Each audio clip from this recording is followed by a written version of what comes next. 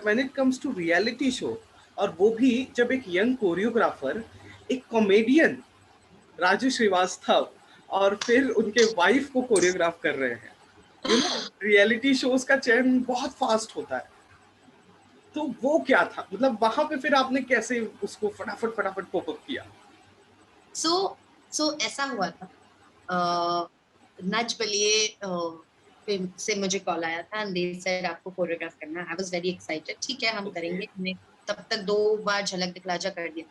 झलक में भी मेरी फर्स्ट मैं थी 20 साल, 21 साल, मतलब 21 साल टच होने वाली थी। So I was the youngest choreographer at my time, and इन झलक दिखला जा, in Jhalak Dikhla Ja, and I got the most senior celebrity.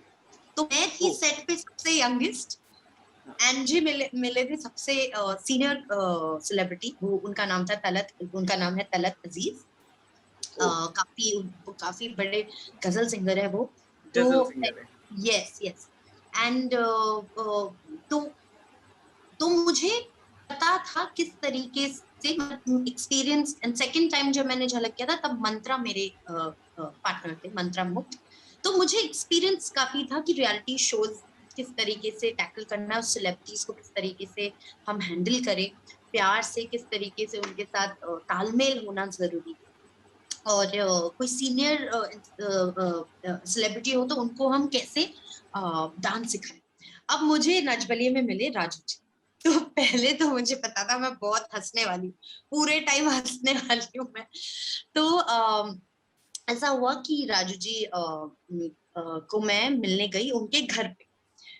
हमारी जो पहली मुलाकात थी उनके घर पे थी, क्योंकि शिखा मैम, शिखा जी उनकी वाइफ है, वो काफी हाउस वाइफ है, घरेलू है, काफी इनोसेंट है, काफी एकदम सॉफ्ट सी है। तो उनको कंफर्टेबल फील कराने के लिए हमने डिसाइड किया हम पहले उनको घर पे मिलेंगे। तो हम घर पे गए, पहले शिखा मैम से मिले और फिर राजू जी से मिले। तो राजू जी से मिलने के पहले मुझे ऐसा लगा था वो मुझे मिलते ही कोई जोक मार देंगे, कुछ हंसी कुछ कुछ कह देंगे, मेरे पे ही जोक मार देंगे, पर ऐसा नहीं था। सर काफी प्रोफेशनल थे और सर ने बोला अंकिता अच्छा हुआ आपसे मिले हम, कल से रिहर्सल शुरू करते। मैंने कहा ठीक है सर कल से मिलते हैं। मैम आ जाती थी रिहर्सल पे, सर हमें मिलता था एक हफ्ते के एंड में, हफ्ते के एंड में हमारा शूट हुआ करता था, हमें मिलता था 5 से 6 दिन, 5 दिन। छठा दिन हमारा टेक्निकल रिहर्सल हुआ करता था, तो वो कैंसिल, मतलब उसको काउंट नहीं करते, 5 दिन रिहर्सल होता है। अब उस रिहर्सल में सर 4 रिहर्सल नहीं रहते थे, क्योंकि अरे या तो वो कोई शो के लिए बाहर गए हैं, कोई इवेंट के लिए, या तो वो पॉलिटिक्स में भी है तो उनको प्रचार करने या रैली के लिए जाना पड़ता था। तो मुझे वो 1 या 2 ही रिहर्सल देती और मैम मुझे सारे रिहर्सल देती थी और मैम को मैं सिखाती थी। पर जैसे सर आते थे ना, और मैं सोचती थी अभी मतलब बहुत प्रेशर आ जाता था कि अब सर को सिखाना है 2 दिन में, फिर टेक्निकल। पर सर मेरे स्टेप्स को लेकर अपनी तरह बना के वो खुद कुछ करके उसको अपनी कोरियोग्राफी बना देते थे। So it used to be so much fun and interesting. हाँ, और मैं पूछती थी सर पर ये स्टेप तो नहीं था, मैंने तो आपको ये बता। तो क्या हुआ, इसी तरीके को इसको घुमा दो ना ऐसे, वो करते हुए अगर चला जाऊंगा मैं। और फिर मुझे लगता था बात तो सही है, बुरा तो नहीं लग रहा है। तो वो ऐसे थे, आके कुछ अलग सा करके उसको ट्विस्ट दे देते थे पूरे कोरियोग्राफी को। तो बहुत मतलब मजा आपके आता था। कोरियोग्राफी में राजू श्रीवास्तव जी की कोरियोग्राफी ऐड हो जाती थी? एग्जैक्टली यही होता था। और जैसे हम 6 एपिसोड्स हमने साथ में किए, फिर हाँ, क्या होता है ना, जैसे जितने दिन साथ में बिताओ ना उतने हम क्लोज आने लगते हैं, मतलब सब पूरा टीम करेक्ट। क्लोज आने। तो मैं हाँ, काफी क्लोज हो गई थी उन दोनों के। तो डांट भी देती थी मैं कभी कभार कि नहीं हो रहा है, आप लोग ठीक से नहीं कर रहे हो ये वो। तो एक दिन सर ने मेरे ऊपर ही जोक मार दिया। स्टेज पे गए, उनका एक्ट खत्म हुआ और एक्ट खत्म होने के बाद बोलते हमारी कोरियोग्राफर तो हमसे थक गई है, बोलती है दूसरे कोरियोग्राफर्स को जाके बोलती है कहाँ से मिल। तो मैंने कहा सर मैंने ऐसे कब कहा। तो सर को आदत थी वो सबको ऑब्जर्व करते थे, कौन क्या करता है, कौन क्या बोलता है, कौन कैसे। और फिर स्टेज पे जाते थे और सबकी नकल उतारते थे। तो हम सबको एक्चुअली प्रेशर में रहते थे हम लोग कि आज किसकी नकल उतारेंगे, आज किसके बारे में क्या कहेंगे। तो it was so much entertainment with sir. बस हंसते रहते थे, हम खुश रहते थे, और मजा आया था काफी नच बलिए के। कहीं एक आधा आपने इंटरव्यू देते हुए कहा था कि मेरी हॉबी अब मेरा प्रोफेशन बन गया है,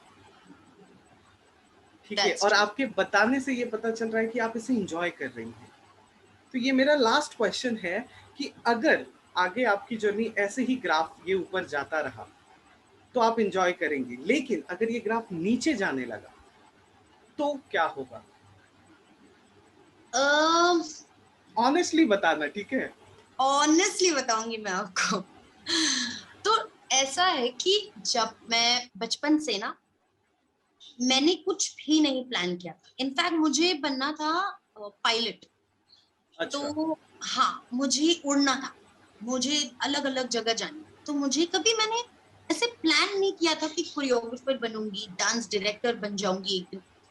अपने आप ना चीजें होने लगी। जैसे मैंने स्कूल के बाद तुरंत एक एकेडमी ज्वाइन कर ली थी। जैसे वो एकेडमी छोड़ी, झलक से कॉल आ गया था। जैसे झलक छोड़ा, नच बलिए से कॉल आ गया। 2 बार सीजन झलक किए, फिर नच बलिए के। फिर जैसे वो खत्म हुआ, मैंने दिलोची डांस और काफी सीरियल्स के, वहां से मुझे अवार्ड का नॉमिनेशन, अवार्ड भी मिल गया।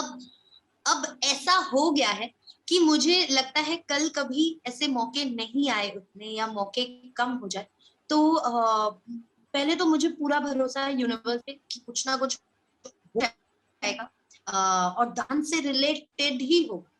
पर कोविड ने हमें सिखाया है कि अपने मौके खुद बनाओ, मौके का करेक्ट। वेट मत करो। तो ये मैंने सीखा कोविड में, मौके अपने खुद बनाओ, मौके खुद अपने आप सामने से नहीं आएंगे, और आए तो आपका लक। तो मैंने अपने आप मौके बनाना शुरू कर दिए। I am an entrepreneur. I have अभी मैंने शुरू किया है एक होलिस्टिक लाइफस्टाइल ब्रांड, जो basically mental, physical, spiritual and social and emotional health पे काम करता है। So we are not made of only physical. हम जिम जाते हैं, हम रन करते हैं, हम स्विमिंग करते हैं, ये सब फिजिकल हो गया। पर what about your mental health?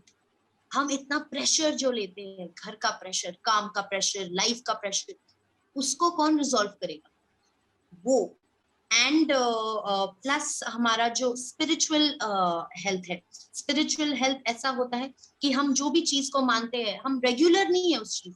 आज मैं पूजा करती हूँ, 10 दिन बाद देखते हैं कब पूजा। तो पूजा की सिर्फ बात नहीं है, पर एक स्पिरिचुअल जो सिस्टम में हमारे होना चाहिए। जैसे हम जिम जाते हैं ना रोज, क्योंकि भाई बॉडी नहीं तो फिर एकदम से उसी तरह स्पिरिचुअल हेल्थ भी है। रोज आपको योगा या मेडिटेशन जो आपको शांति दे, सुकून दे, वो करना जरूरी है। एंड इमोशनल हेल्थ, हम रोज लाइफ में आप मैं इमोशनली काफी चीजें डील करते हैं। कभी बहुत ज्यादा खुश हो जाते हैं, कभी कोई चीज बहुत दुखी कर देती है, कभी कुछ खराब न्यूज आ जाता है, तो उसको कैसे हम, उस पे कैसे हम वर्क। तो ये सारी चीजें मैंने ये लॉकडाउन के दौरान स्टडी किया। एंड एक होलिस्टिक लाइफस्टाइल कंपनी के साथ मैं अभी आ रही हूँ, उसका नाम है वायम। सो इफ नॉट डांस, खुद के मौके मैं लेके आती हूँ, और डांस को इसमें इन्वॉल्व किया है क्योंकि मेरे हिसाब से dance is the best form of mental, spiritual, social, physical health technique. आप डांस करते हो तो राइट। आप कभी फोन पे नहीं ध्यान दे रहे हो, आपका मेंटल, आप सिर्फ माइंड में कौन से स्टेप्स है नेक्स्ट, कौन से क्या है। तो ये सारी चीजें जो है ना, dance is the best way और बेस्ट मेडिसिन आई फील। सो उसको इनकॉर्पोरेट करते हुए मैंने ये प्रोग्राम ये लॉन्च कर रही हूँ मैं, ब्रांड मेरा बायमी। या सो डांस नहीं तो कुछ ना कुछ ढूंढती रहती हूँ, कुछ ना कुछ करती रहती हूँ। Life is about that, explore करते रहो, ट्रैवल करते रहो, ग्रो करते रहो, आगे बढ़। Thank you very much. यानी वो जो कहते हैं ना कि चलना नहीं छोड़ूंगी फिर चाहे राह बदलती रहे। So thank you very much for giving such an important message. जितने भी यंगस्टर्स हैं उनको एक राह दिखाने के लिए, एक आइडल बनने के लिए। तो गाइज, ये थी अंकिता मोहिते जो हमारे साथ जुड़ी थी और जिन्होंने आपके सामने अपनी ज़िंदगी के हर उस हिस्से को रखा जिसे सुनने में, जिसे जानने में आप बहुत ही ज़्यादा दिलचस्प थे। हम और एक बार अंकिता जी से जुड़ेंगे। इस वक्त हम अभी यहीं पर वाइंड अप करते हैं। Thank you very much Ankita ji for joining Lahre Nagar. Thank you so much, I have so much fun in your show.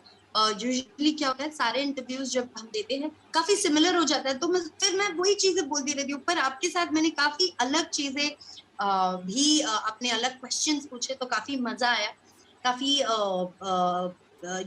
Depth में मैं अपने आप गई, और मैं काफी चीजें जो इम्प्रॉम्प्टू हम बोलते हैं, काफी चीजें बाहर आई। हाँ सो हाँ। शुक्रिया, thank you so much, and thank you to your lovely audience, to my lovely audience.